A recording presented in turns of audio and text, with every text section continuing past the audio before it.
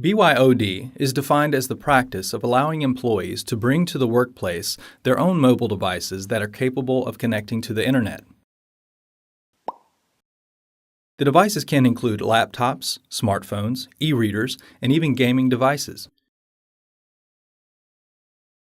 With large numbers of employees already owning smart technology, some organizations view this as an opportunity to implement new technology without having to pay for the devices themselves. Yeah! Due to its popularity, BYOD is not just about using personal devices at work. It has also been associated with an increase in employee productivity and job satisfaction.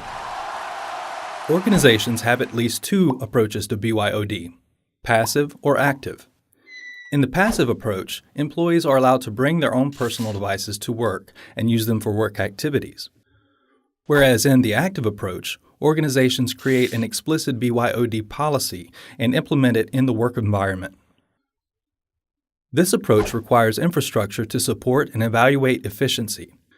Both approaches lend themselves to subtle variations in how employees use their devices for non-work, as an example being personal, or work used while being at the workplace.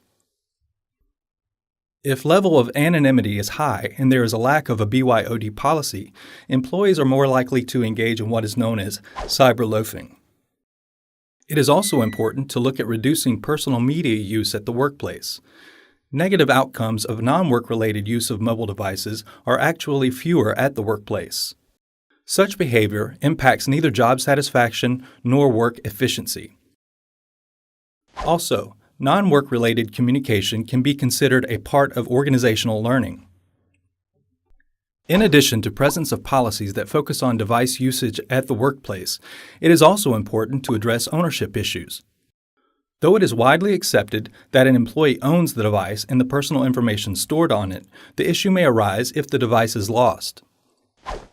At that point, it is important that a policy addresses this scenario, as it may help mitigate the likelihood of a data breach.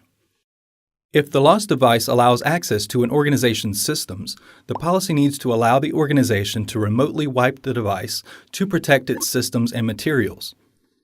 This would also imply that the impacted employee also loses personal information such as contacts, emails, pictures, and so on. There may also be reasons other than a device being lost for a wipe. For example, an employee may leave the organization, and since the personal device may have had organizational data on it, it may be incumbent on the organization to sanitize that device before it is removed from the corporate network.